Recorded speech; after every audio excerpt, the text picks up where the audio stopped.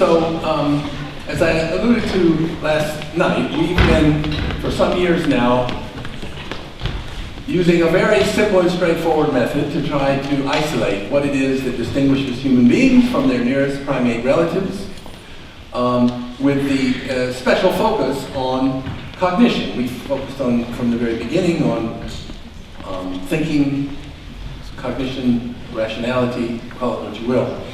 But it turns out, and some various theoretical predilections and whatever, that we have been using the working hypothesis that what makes human cognition unique is its adaptations to the social world, to the unique social world that humans inhabit. Initially, we focused on culture and processes of culture and cultural transmission of skills like language and so forth. And more recently, we focused on cooperation more generally, culture as a special form of cooperation, if you will. So that means that to investigate what makes humans unique cognitively, you also have to understand what makes humans unique socially. So I guess the first sort of, and all of our studies that I'm going to show you tonight are studies where we put children and almost always chimpanzees as our closest living relative in very similar situations and see how they act. That's the basic method. And our largest scale study to date was a 2007 study that we published in Science, where we had 105 two-year-old children, 106 chimpanzees, and 32 orangutans. And we tested them in a broad array of cognitive tasks, kind of like an IQ test, if you will, a broad array of cognitive tasks, falling into the categories here. On the left, you can see physical cognition, cognition of the physical world, space, causality, quantity, and on the other hand, social cognition, social learning, communication. TOM stands for theory of mind. It's actually in this study intention reading. It was a total of 16 tasks distributed among these categories. And what we find is, as you see on the left panel, what we find is that these are 2.5-year-old children, and basically in the skills of cognition of the physical world, they're almost identical to chimpanzees. Chimps are just a tiny bit better, which I like very much, but not significantly better. So this means things like space. It means like tracking objects. When you've hidden something and then you rotate the table, can they track where it goes? Causality is basically tool use and understanding you need a tool appropriate to the task. You need one long enough, stiff enough, or whatever. And quantities is basic judging which one has more. And chimps and 2-year-olds are pretty much identical on those. So we found an age. The age with children actually was what we were doing, is trying to get the youngest children we could that could make it through. This was 2 days worth of tasks, and so it was a big deal. And we happened to hit an age where the chimps and the kids were the same. But in social cognition, it's completely different. The children are getting roughly double the scores of the chimps in their ability to imitate, learn anew, solve a problem by imitating an adult doing it. We show them how to do it, and doing it the same way as the adult. Communicating by telling the adult where something is that they need. And in terms of intention reading, it's being able to tell what a person's trying to do, even though they're not doing it yet, anticipating what their goal is. And so this gives us very good evidence that human social cognition is special and is even from a very young age. We have enough subjects here that we're able to do a factor analysis looking at the individual differences in the performance. And what we found was that chimpanzees, their skills on these whole range of tasks group correlationally, by individual differences, correlationally into 2 factors: spatial cognition and everything else. And the children, spatial cognition, physical cognition, and social cognition are separate. So together, this is the same data set analyzed in 2 different ways. Together it shows you that children, not only are they more skillful in these social things, but that when you look at the pattern of individual differences, there seems to be a distinct social ability that the kids have that the chimps don't have. So this suggests possibly some evolved social skills. More recently, a whole new sample now, all new children, all new chimpanzees, and this is also bonobos, who are the sister species of chimpanzees.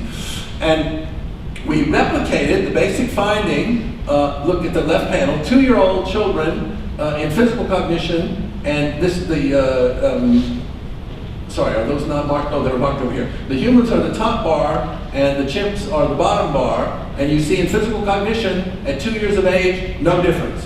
Whereas in social cognition at 2 years of age, they're different. So that's a replication with a new sample of this same basic finding. But then what we see is that the kids just keep going higher and higher in the social cognition. The chimps are flat. Also in physical cognition, the chimps are flat, meaning that from 2 to 4 years of age, they're equally good at these tasks. The kids keep getting better. So because they start out ahead in social cognition, one way of thinking about this is that in human ontogeny, social cognition is leading the way. And what is that? And why is that? Because in this physical cognition, like space and causality and quantities, they're learning things from other adults. Adults are teaching them how to count with number words. They're teaching them by the time they're 4 years old, they can count. And they can do more sophisticated quantitative things, not that they discovered on their own, but that they learned from others who taught them this, as well as in causality, a lot of their causal understanding, they've had extra use with extra artifacts, adults that explain causal things to them in language, and in space as well. So the idea is that our cognition of the physical world at a young age is the same as the apes. One possibility is that it wouldn't be that different for your whole life if you didn't have others to teach you things, to show you things, etc. But you do, and so now we get better across the board. So it's not just, these data here show you that it's not just that humans are more generally smart than apes across the board. It's the social cognition that then leads them to then bootstrap everything else up across ontogeny. Now these different categories of social, this little social battery of social learning and communication and intention reading theory of mind, we've actually done a number of experiments on these as well. And I'm just summarizing these very quickly, and I'm not going to say much about it now, but I'm summarizing now because I'm going to come back to it at the end. That in social learning, there are a lot of commonalities. So in one basic form of social learning that we call emulation learning, chimps and infants are the same. In mimicking body movements, chimps and infants are the same when they're both born. Imitative learning, I leave a question mark there because there's some similarities and some differences. But what you don't get in chimps is active conformity. So we have a recent study that if chimps and children learn how to do something successfully on their own, and then they see demonstrators of their own species, children or chimps, they see them doing it a different way, successfully, the chimps ignore it. They know how to be successful, what do I care what they're doing? I know how to be successful, they stick with what they know. The kids switch. Even though they've been successful previously, they switch to do what the others do. And conformity, so they're conforming even when it conflicts with their own knowledge to some degree. And of course adults are teaching children as well, and you don't get anything like teaching in non-human primates. So in social learning, a lot of commonalities, but conformity in teaching. And I'm going to come back later to try to explain why it's just conformity in teaching and not the other things that's special. Of course, you can tell that conformity and teaching are more sort of cultural, if you will. Communication, chimps are using imperative communication to tell others what to do this, do that, do this, do that, but they're not doing cooperative communication of simply saying, isn't that interesting? Or you dropped something, or just informing others of things cooperatively. That's what they don't do. And of course they don't do conventional communication like language either. And in social cognition, as I argued last night, they understand the goals of others, the perception of others, the knowledge of others, but not false beliefs. So I will come back then and I'm going to give you a theory of how I think human cognition evolved to be different. And I'll come back and try, after having laid that out a little bit, and try to explain why the cuts come precisely where they do in these things. So this I showed last night. I just want to remind people this is the basic study where chimps understand what others do and don't see and what their goals are. So here's a banana they both can see. Over there is a banana only the subordinate can see. And the subordinate goes first and goes and gets the one that the dominant can't see. The dominant comes and gets the one out in the open. So the subordinate takes advantage of the fact that the dominant cannot see that one banana. So they know what others know, and they know what others can see. And I'm showing that again because I want to make the point again that in our studies with chimps, when we review them here, and again, this is a slide from last night to give some continuity here, that all the studies we've done where they show this ability to know what others' goals are and what they see are done in competition. So when chimps are really engaging in their social cognition to figure out, to read the mind, if you will, of the other one, what they intend, what they see, they're doing it when they're competing with them and trying to outsmart them and outmaneuver them. And the proposal that I'm going to make to you tonight is that what happened with humans is that they use these sophisticated mind-reading skills of great apes in general, but now they became more cooperative. So these sophisticated skills are now need to be incorporated into not just competition, but into a cooperative way of life. I'm not going to get too much into the detailed speculation here, but the basic idea is that if you look at all four great ape species, chimpanzees, bonobos, gorillas, and orangutans, they are basically individual foragers. They go out, they travel in little small groups, but then when they get to the food, they procure it on their own, they eat it on their own. There's one exception to that. If anybody would like to ask me about the chimpanzee group hunting with monkeys at the end, I'll come back to that, but I don't want to divert to that because not all chimp groups do it, and they don't depend on it. So for example, the females don't do it at all. What happened in humans, our speculation is that all of a sudden, food that could be obtained on your own disappeared. We have some hypotheses about that. Expansion of terrestrial monkeys, they came and got the food first, whatever. And now the humans who are going to be successful are the ones who can collaborate with others to get food. And they have to do this every day, all day, every day. They're collaborating with others to get food. And this is going to generate a whole new way of using your cognitive skills to coordinate with others. And I mean coordinate not only in a general way, but actually in the technical game theory way of coordinating as in a game theory where our goals align, but it takes something for us to actually do the coordination. So coordinating by forming joint goals and for coordinating by I'm going to come back to that later, but coordinating by forming joint goals and each do our individual role and whatnot. And so you see what I have here is obligate collaborative foraging. What I'm going to talk about for the rest of the night here is two sets of studies. One about how humans are adapted for obligate collaborative foraging motivationally, and the second is cognitively. Okay, so let's start motivationally. Motivationally, I'm going to talk about three main studies, but a couple of them have more than one. Their motivation to collaborate and share the spoils in an equal manner. And key to all accounts in the evolution of cooperation, you have to exclude cheaters. Okay? Cooperation cannot get stabilized if individuals can let you do all the work, hard work, and take the risk cooperating, and they come in and share in the spoils. You have to exclude free riders and cheaters. It's all the models, all the computational models all show that. So here's our first little study. The study's quite simple. The chimp comes in here, and all these studies, again, sometimes I'll forget to mention either the kids or the chimps, and I illustrate it with either chimps or kids, but I believe all but like one study in here is done with both chimps and kids identically. So basically, the subject comes in here, chimp or kid, and there's another one over on the other side over there, and the subject has a choice. He can collaboratively pull in this board with the chimp, and each of them gets one banana.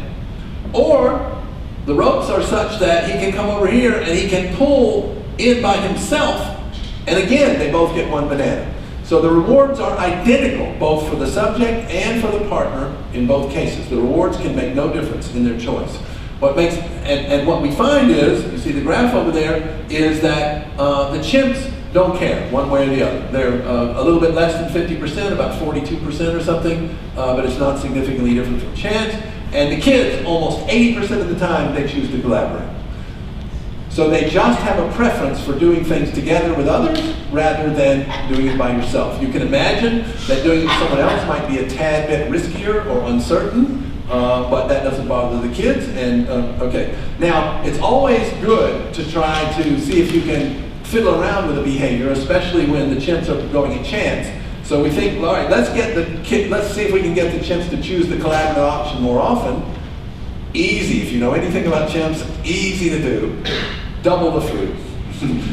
Double the bananas, and there's the chimp behavior, okay? They go for the option where we pull in together if it's twice as rewarding as pulling it by yourself, okay? So they're interested in the food. They're interested in how much food they're getting. If they're getting the same food in both cases, they'll pull either one. They don't care. Same food, who can either way, egal. And but if there's more food, I'll pull that one. A key, in many ways, the key prerequisite for making a living, collaborating with others, is there has to be some way of dividing the spoils, dividing the rewards from your collaboration in a way that's mutually satisfactory to both of you. So here's some chimps. Now this is our little apparatus. You saw it in the last study, you'll see it again here. I didn't need to really explain it last time, but I need to explain it now. The idea is this rope comes through a little hook on both sides, and so if you pull one in by yourself, it just pulls out. You can't pull it by yourself. You have to wait for the other guy to grab it, and then you can pull it in together collaboratively. The chimps learn how to do this pretty quickly, and this was a study where we were looking at several different things. But what you're going to see is, you're going to see the chimp coming in, and he knows he needs a partner, so this is important, and he's actually going to go open the door for his partner, and they're going to pull in together. And so here he comes. All right, he knows not to pull, but that's of no use. He goes and gets the partner, and they're going to be successful. But notice, we've pre-divided the food for them. He's got food on his side, he's got food on his side, no problem. But being the perverse psychologists we are, you can imagine what's coming next. The food is in the middle. The food is piled in the middle. It's not pre-divided. And now, this is the dominant chimp. She lets in the subordinate chimp, and you're going to see the subordinate chimp is not enthusiastic about cooking. And there's the reason why. Okay, she already could anticipate that a little bit, but now, guess what happens on the next trial? The subordinate quits. So, okay, cooperation over.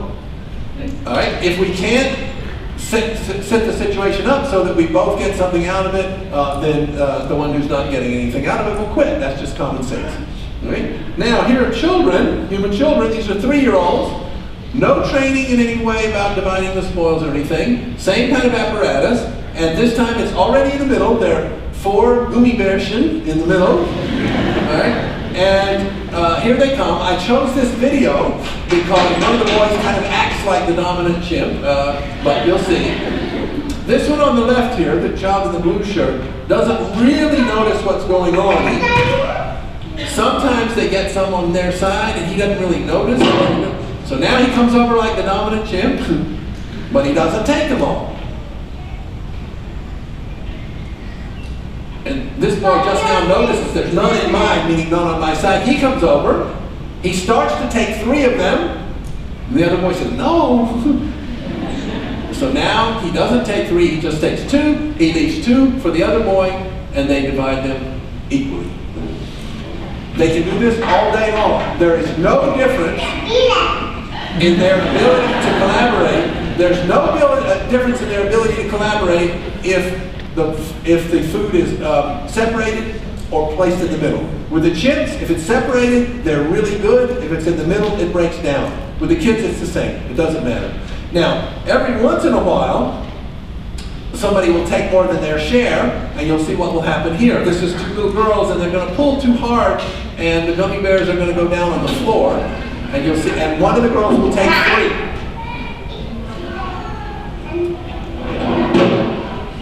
The girl on the left takes 3.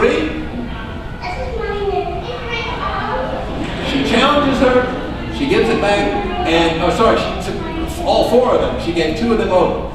Now, this is really an interesting interaction because they never protest like that if the other one only takes 2. If the motivation for this protest is, I want more, then they should protest no matter how many she takes. But she's not protesting when they take, not a single protest when the other one just took 2. The protest is when you take more than 2.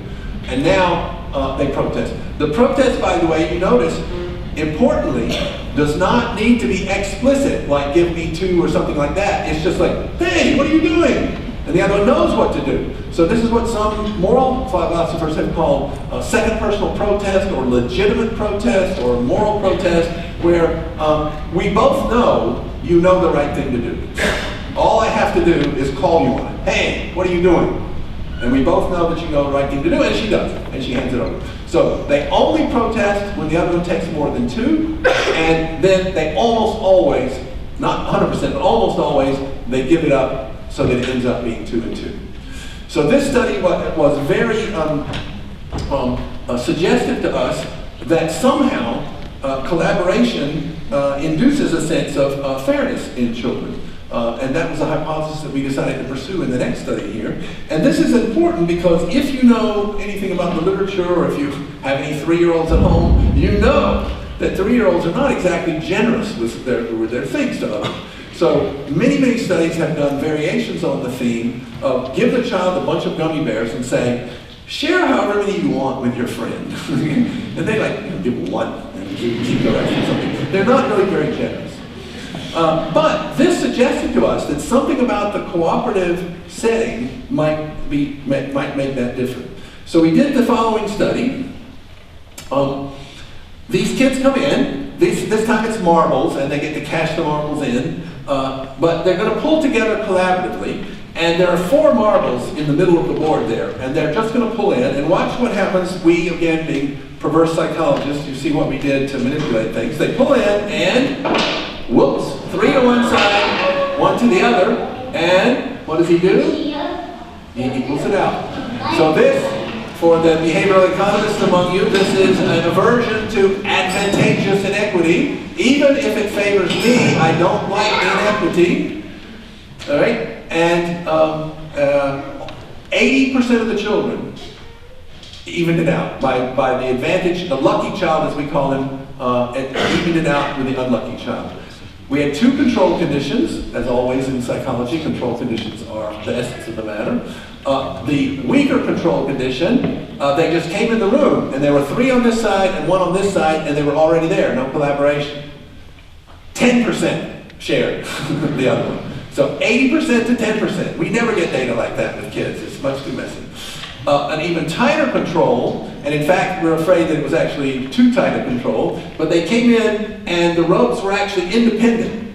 So if I pull, it knocks in my 3, you pull a couple of seconds later and it knocks in 1. So we're both there pulling, but we're not collaborating. We're each doing it independently, and then about 40% of them shared.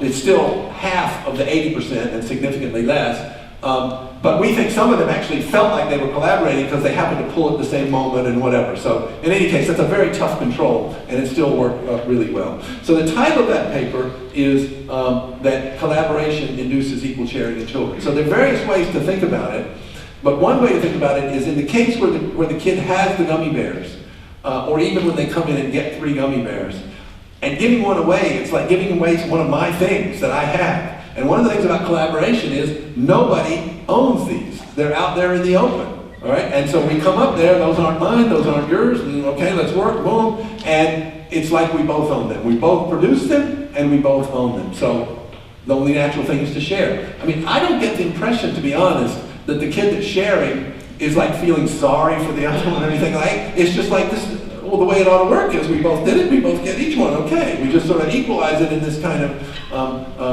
neutral manner. I don't get that impression. Chimps don't really share, so you can't expect them to hand one over, but we concocted this kind of complicated apparatus where the lucky one who got 3, the third one was so that the other guy could actually come over and take it.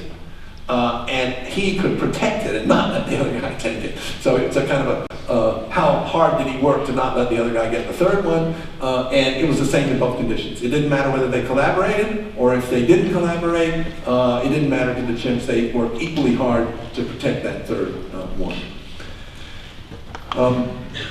Okay, so another a variation on this theme is, I told you we have to keep free riders out of the picture.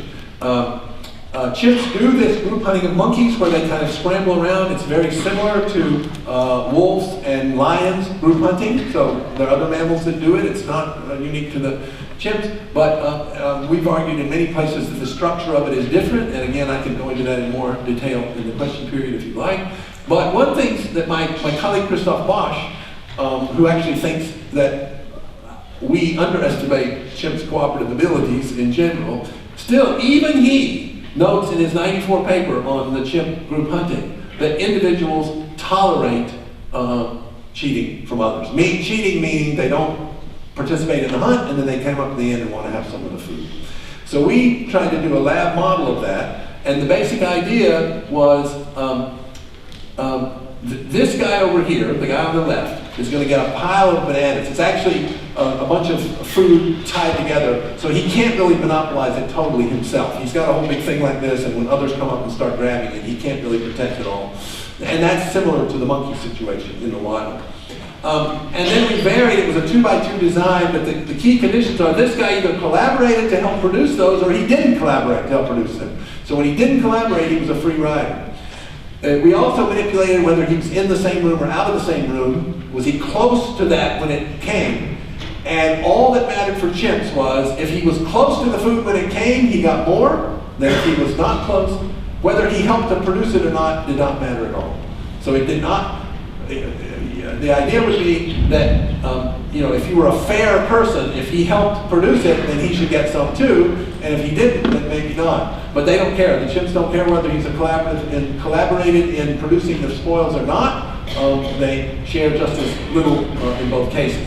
But with children, now I will have to admit that we had to work a little bit on this with children. What we had to do was we had to have a stooge child who not only didn't participate, but who said, no, I think I'll do something different now. And he's doing something different. And then this child works to pull him in and comes over and says, oh, I want some too. And this kid says, no. Okay? So you didn't participate, you chose to do something else. I did all the work myself, you are out. So again, this is extremely important in stabilizing cooperation, that we have some sense of deservingness. Who deserves some and who does not deserve some. So to summarize then, what I showed you in the motivational side of things was, number one, that chimps are thrown off by having food that they have to work out some way to share. Children are not. Children share equally after they collaborated, but only after they collaborated, and chimps not. And children exclude free riders, and chimps don't. So these are three motivational things that we can demonstrate are different in very young children and chimps. And so these are, I would say, evidence of a biological adaptation for being more collaborative and doing things collaboratively.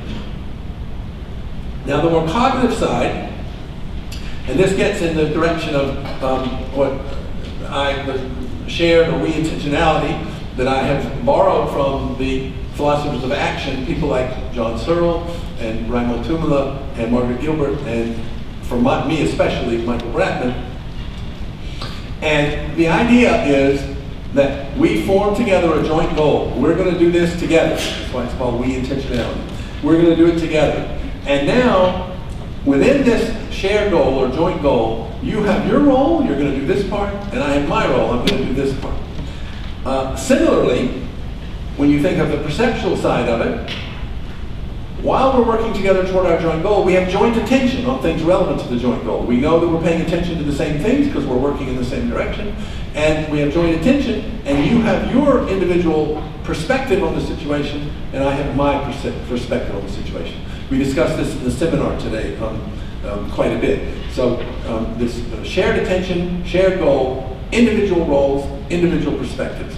And this, I've called this, I couldn't think of a sexier title, the dual level structure of jointness and individuality, all in one cognitive structure. And I think this is critical. This is the structure, for example, of social institutions, like a university. You have a common mission, you have individual roles in that mission.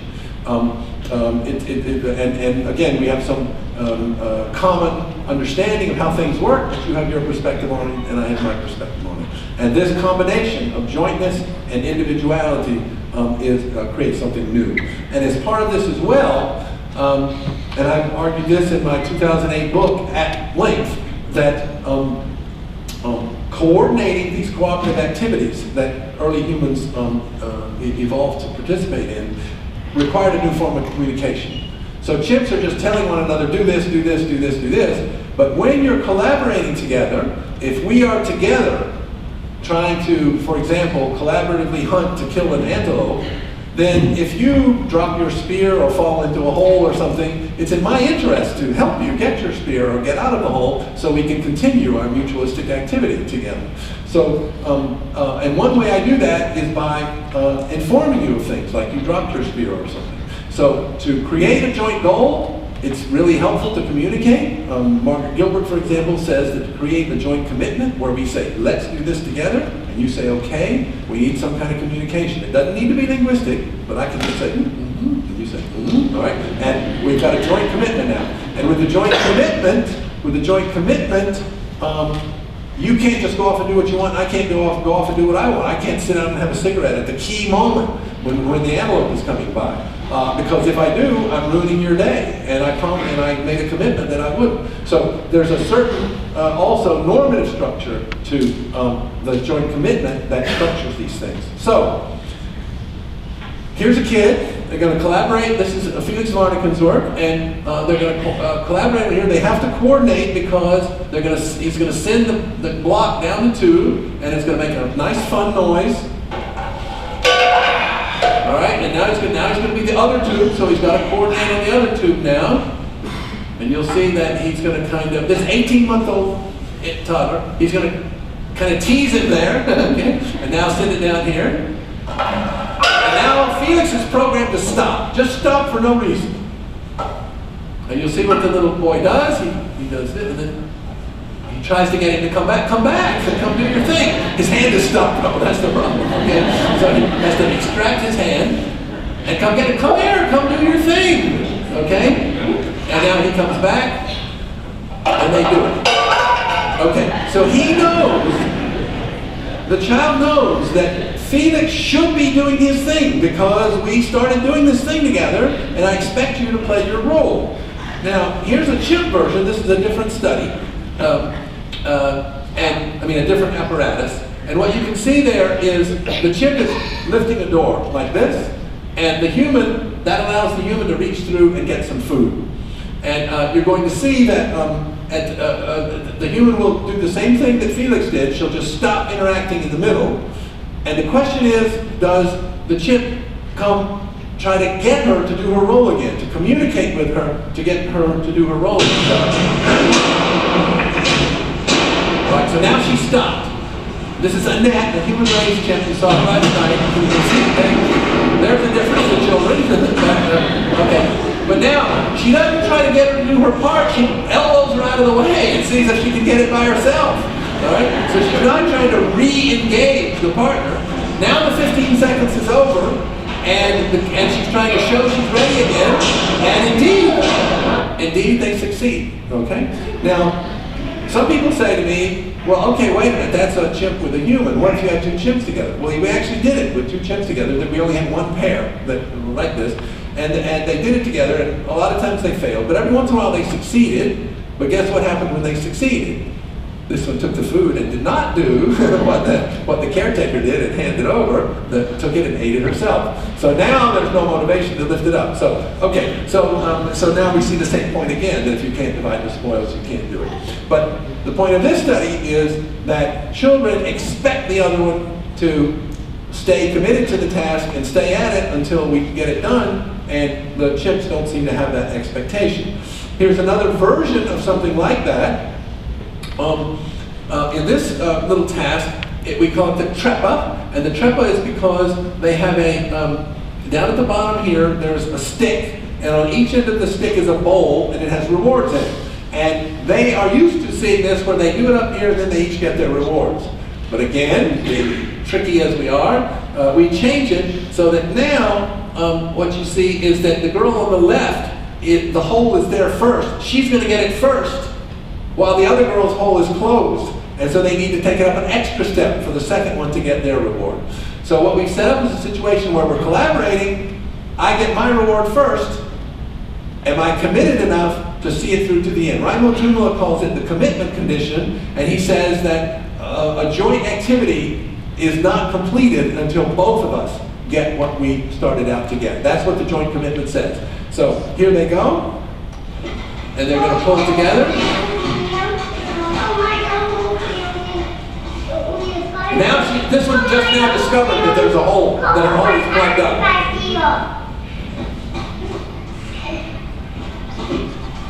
Now she gets her reward, but she doesn't cash it in. She has to go, you'll see in a minute where she cashes in. She keeps it in her hand, she doesn't cash it in. She now sees the problem, which she didn't really know about before. And she helps her do it. And now they're both going to go cash it in together. That's their reward, is being able to ding in the play machine. So this girl stays with it until the other girl gets her reward. Now, we had a control condition where they came in and the stick was in such a place that it was already there, no collaboration needed. This one just comes in and gets her reward, no collaboration. And the other one again asks for help, and sometimes she helps, but much less than if it's in the middle of the collaboration. So while they're collaborating, a request for help is honored much more often than otherwise. So if you combine that with the other study from before, with the where they pull in and the balls go 3 and 1, collaboration induces equal sharing, and collaboration induces helping. We did this study with chimps. Anyone who knows anything about chimps, we're pulling together, I get my reward, game over. Okay, all right, you're on your own now. I got out of it what I want to get out of it. Never did they persist until the other one got their goal. They got their thing and they went and cashed it in on their own. So this is about forming a joint goal with a joint commitment to follow through. Now, the other part that I talked about is the different roles. And we think children know things about the different roles in a collaboration that apes don't know. So this is a kind of a long video, and it was actually, it was a study of helping. And it was a pilot subject on helping, and it just demonstrates this role thing so beautifully that I just have to show this as illustrated. So it's a study of helping, and so here comes Felix Harnigan, and he puts away the magazines. And this little 18-month-old toddler here, and he doesn't know what's going on. He's just kind of following around, kind of blah, whatever. And he helps. Okay, but why? He tells him, put them there. Okay, and he'll look at his face. There, they go there. So he's telling him what to do it the right way. They close up, and now. Ach, da ist ja noch ein Stab. And now he's going to not wait for him to have a problem. He's going to anticipate the whole thing and open it ahead of time and tell him how to play his role in this class. They go there. He troubleshoots here. The door closes. He troubleshoots and opens it. And they put him in. He initiates the closing sequence. There you go. Okay. So this illustrates the whole thing, okay? The child is following in, but then learning what's going on, and now on that third iteration it turns into a collaboration where he plays his role, not waiting for Felix to have a problem, but he goes and says, okay, to make this work, I have to open the doors, and then you have to put them there, right? So he knows the other one's role. They can reverse roles, so in other tasks that we've done, it would be something analogous to Felix sitting there and saying something about the magazines, and the child would go get the magazines, and Felix would open the door. So they can reverse roles like this. So we actually did a little study of this directly to see what they know about the other role. When they're doing a collaboration, what do they know about the other guy's role? And this will be the test at the end. The test at the end is how does the chimp or the child play role B? Okay? It's about them playing role B. How skillful are they at it? How quickly do they learn it? Etc. Right? And here's the manipulation. Some go in there with no previous experience. So this is a baseline. They just come in. How long does it take them to become skillful at role B? On the other hand, some subjects play role A first.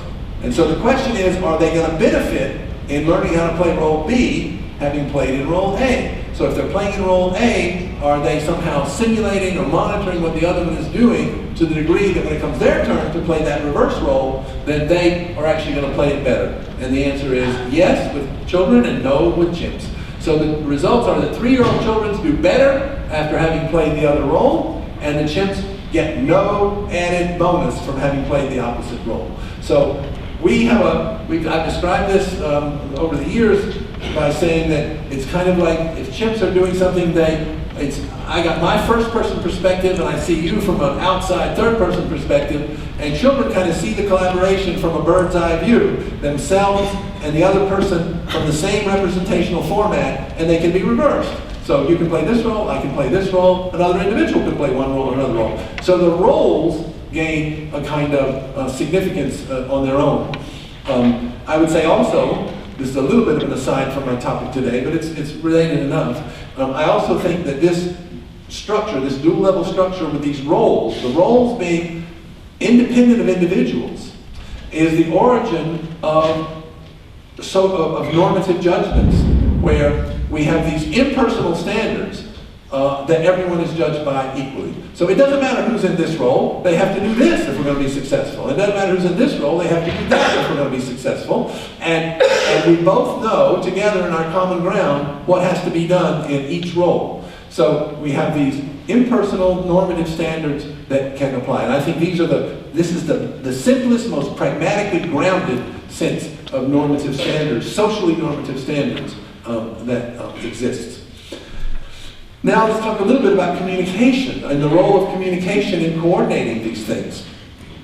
So we gave chimps and kids a stag hunt from game theory. And stag hunt in game theory works the following way. We're each getting a low quality reward on our own. So we're sitting there eating these little peanuts, and I'm pretty happy with the peanuts, but then, okay, the stag appears on the scene. That is some really much bigger reward, but now notice that it's in our collaboration apparatus again. So it's a much bigger reward, but I can only get it by collaborating with you.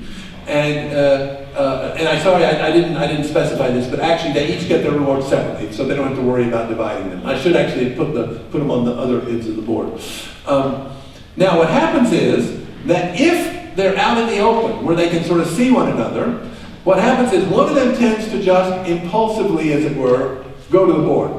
Now that, from a coordination point of view, that doesn't make the most rational sense, because he's risking that the other one won't come. He doesn't know if the other one's going to come or not, but he goes. And then once he goes, this guy tends to follow. But then, if we put up a barrier, see this gray barrier here, if we put up a barrier and they can't see whether the other one's going or not, it falls apart. They can't really coordinate the collaboration anymore because they don't know about the other one's behavior. But with children, what children do is when they don't have a barrier, they kind of act like the chimps. One of them sort of rushes over and the other one follows, and that would be, what I just described there was the low-risk version when there was no barrier, and you see there's very little communication under low risk, either for children or chimps. But now when the barrier goes up and there's more risk because you don't know what the other one's doing, you don't want to leave your peanuts. And so what you need to do is communicate. What solves coordination problems is communication. I tell you that I'm going to go. We discuss together to decide that we're going to go. And children almost half the time, when the barrier goes up, they start communicating. Now, you don't have to use language. You could just sort of look over the thing like this. You could signal that you're going by slapping the ground or making noise. Anything you could do. And children did a lot of different things. And the chimps didn't do anything to communicate. So part of the function of, I think a major function of human cooperative communication is coordinating in these kinds of coordination problems. This is another study that actually sort of to illustrate several points. What we have here is a collaboration. They have to pull together, but on the first pull, we have to pull to one side or the other. And when we pull to one side, only you get a reward. And then when we pull to the other side, only I get a reward. So the obvious solution to this is take turns. You get one, then I get one. You get one, I get one. Right? And watch these little boys. It's going to come in. I wish I'd started a little bit sooner. But they have a little bit of back and forth where one of them says, my side, and the other says, no. And then my side, no. My side, no. And this comes in at the end of that sequence. Okay, so they have to agree that we're going to go here, but then we're going to go there. And now you have to remind them, and now my side. He says, okay. Okay, and now they go back. First on my end. Okay. So what you see from the bar graphs over there on the right is that over half the time, the children, these are 5-year-old children here, over half the time, the children figured out this turn-taking strategy on their own, no hints from the adult, no nothing. They figured out the turn-taking on their own, and the chimps, not us. And this is important. Once they got the idea of the turn-taking, they never went back and had one of them try to dominate or anything. Once they got the idea, this was the obvious solution. Chimps never took turns. If by chance they pulled one side first and then the other side, then they fell apart and it was random after that. So I don't think they were taking turns. It was random that they went one way and went the other way. And actually what happened was it broke down totally in most cases. The dominant wants to pull to his side every time, the dominant quits, same old story. Right? So they don't get the idea of taking turns. All right, and finally, this is taking a little bit of a leap ahead, but part of cooperating by the time we get to modern humans, part of cooperating is conforming to the way everyone does things. So, you have to drive on the right side of the street, not the left side of the street, or you're going to create havoc. You have to, as I learned this afternoon, stay out of the bike lanes when you're standing there waiting for the light. So we have to do things, conform to the way, the conventions of the culture, to the institutional structures of the culture. We have to conform in order to coordinate with others. And so we have these social norms that are mutually known, and when you break them, then you'll see what happens what 3-year-olds think should happen when you break them. Now this is an arbitrary, and the puppet is going to play the game, and you don't need to know what the game is, that's irrelevant. The puppet is going to play the game the wrong way, and you'll see how the little boy does that. Oh, die Hose. Die Hose ist richtig. Nicht der Schuh. Falsch. Ich werde nochmal dachsen. Achtung, ich werde nochmal dachsen. Oh, der Schuh. Der hat geschummelt.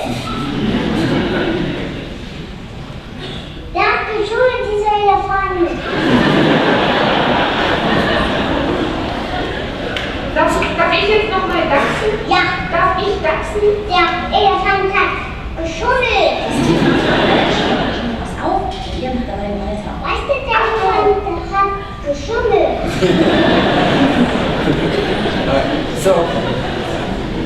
So this is again, I'm going to come to some theoretical things in a minute, that this is not, I don't want you to do it.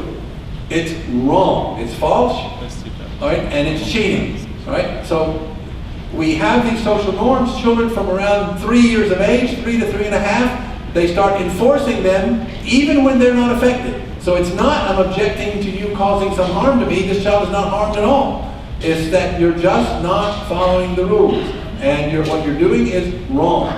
All right? So this objectification of right and wrong coming from this idea of social norms, and that everyone needs to conform to them. And a critical importance, many sociologists and philosophers, but I'm thinking also mainly of the philosopher Georg Simmel, who talked a lot about social norms, for them to work, that in fact social norms don't need to be enforced that often because everybody follows them. They're so reliably. But the reason is that I don't want for others to think badly about me. And so here is a little study where this girl on the left here has a sticker thing that she'd like to complete. And she's missing this big sticker that goes in the middle that would just make everything perfect. And we tell her there's another little child here who had to go somewhere, and she left her stickers here. And you can notice the other little child has 4 big stickers, and you only need 1. So she's got some extra ones there, and she needs one. And what we manipulate is, some of the kids are faced with this situation in the room alone, and some of them have this other little child over there listening to something on the earphone, so she doesn't talk, she just sits there. And you'll see this little girl has the opportunity to take one of the stickers from the other little girl, but she's being watched, and you'll see how she deals with this. She started, oh, no, but she doesn't.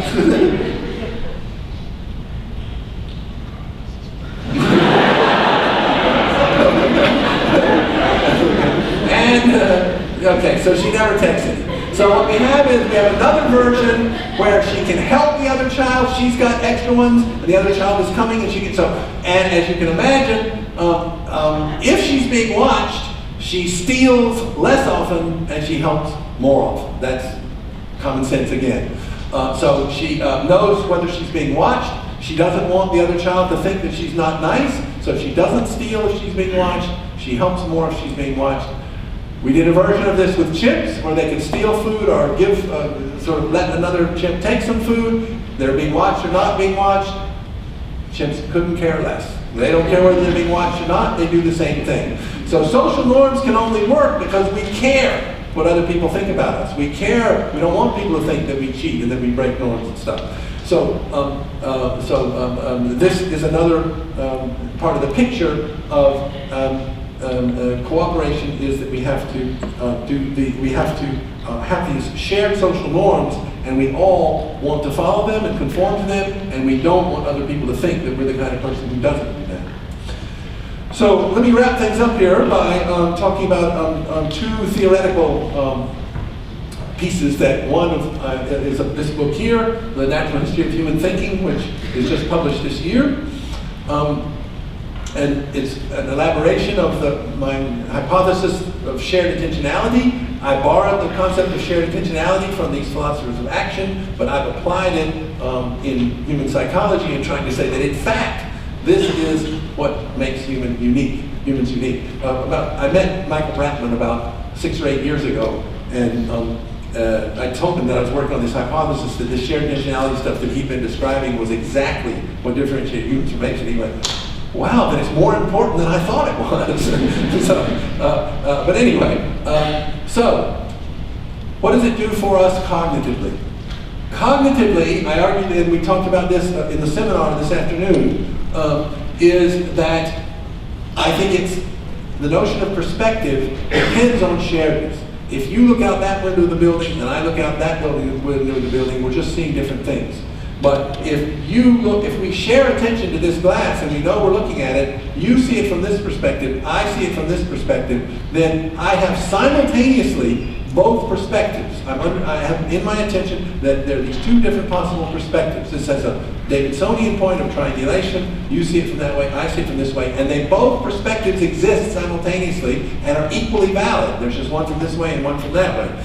So this notion of perspective, I think chimps don't have, because they don't have the sharedness that establishes the common thing on which we have different perspectives.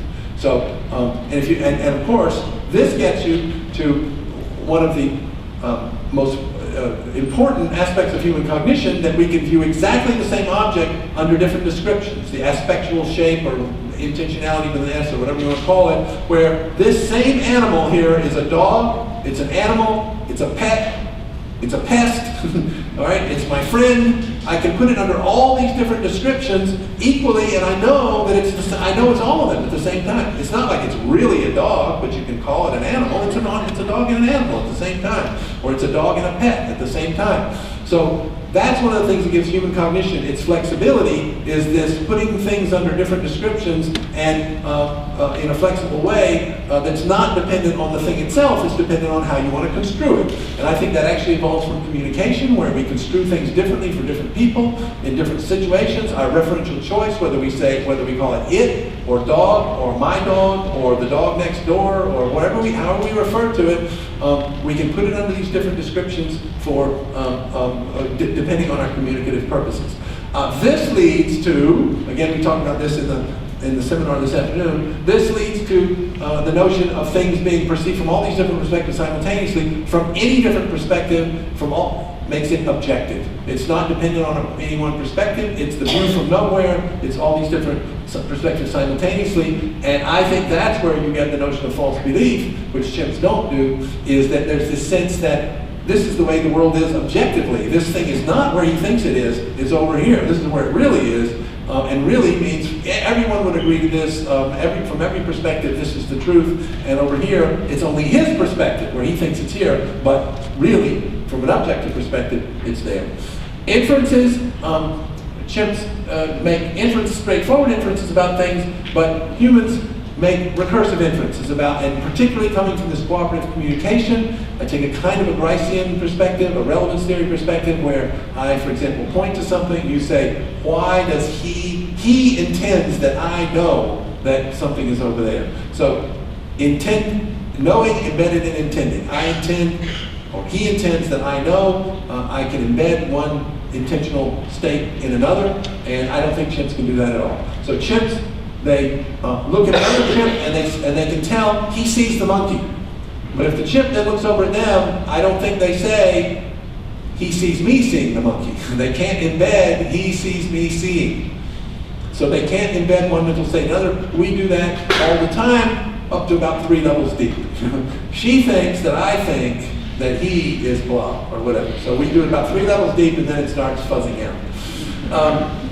And it also means you can self-reflect. So you can say something or do something and look at it from an outside perspective, and then judge your own thinking from an outside perspective. And finally, I actually have these as the 3 components of thinking: having representations, making inferences or simulations about those, and self-monitoring, knowing what you're doing. And we know what we're doing, and in particular in communication, we monitor by some kind of norms of rationality and comprehensibility. So I am pre-editing my communication to think how you're going to comprehend it. So I'm saying, how is she thinking about the way I'm thinking about her thinking? So I think to formulate it, I'm thinking about your thinking. To formulate the communication, I'm thinking, how's she going to construe it? And to comprehend it, you're saying, I wonder how he's thinking about me thinking about his thinking. So you get the recursive part in there, and it's with the norms of rationality that we have these shared ways that things need to be done if people are going to comprehend them, and so forth. So anyway, very, very brief. That's a book in 4 minutes, but that's it. And remember, false beliefs is one of the things I told you I was going to come back to in the social cognition, and this is the explanation for why it's different. In the companion volume here, which at the moment does not exist, but hopefully will soon, it's in Unterwegs, is cooperation and morality, natural history of human morality, and the key concept here is interdependence. So it's also about cooperation being the key, but in this case, because we're coming from a more practical point of view, and agency and all of that, it's about doing things cooperatively where we're interdependent on one another. We depend on one another. And that is what sets the moral stage for humans. Doing things where we depend on one another, and therefore we have to take care of one another. This conformity in teaching and cultural evolution comes from this notion of shared agency, that we are doing something together, or we in this culture view things this way. We in this culture think it's wrong to steal.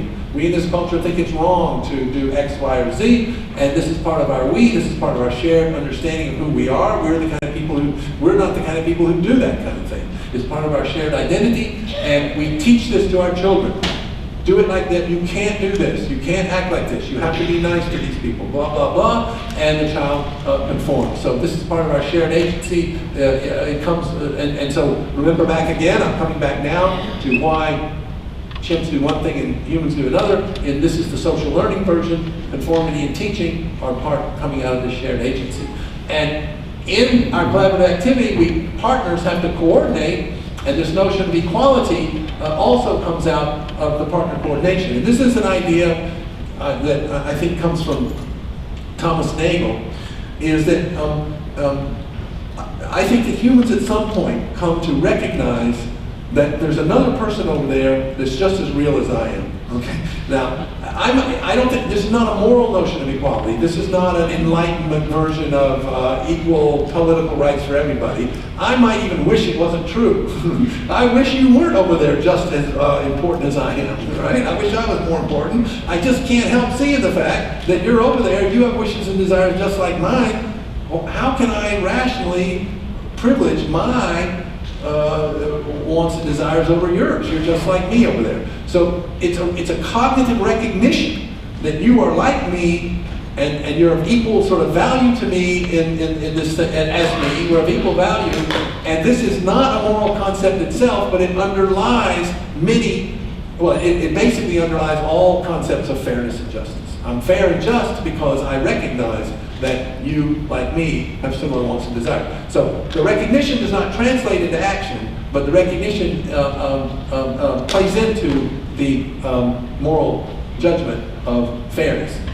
And cooperative and conventional communication comes out of coordinating partners as well. So again, that was the third topic from before about communication and what the chimps do and what the humans do. And self-regulation, and we now get norms, but now the norms are not about norms of rationality and how one needs to do things to be understood and to be able to justify yourself and to be able to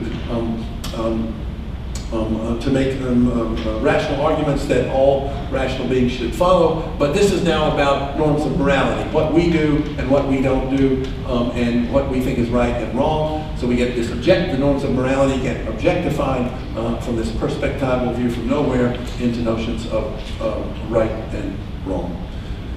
So I think I'm sort of running out of time, so I'm going to skip this and just come to my conclusion. That was basically cross-cultural work. I'm trying to show that in these basic processes of social cognition are similar to all people in all different cultures that we've studied, but the more sophisticated ones about how to divide the spoils and stuff like that actually varies cross-culturally. The notions of fairness and stuff vary cross-culturally because different cultures have different social norms about how to do this. So, to conclude, I will just say that human children are adapted for cooperation in ways that other great apes are not, where cooperation means lots of different things, and these adaptations are fundamental to uniquely human processes of cognition, communication, culture, and morality. Thank you very much.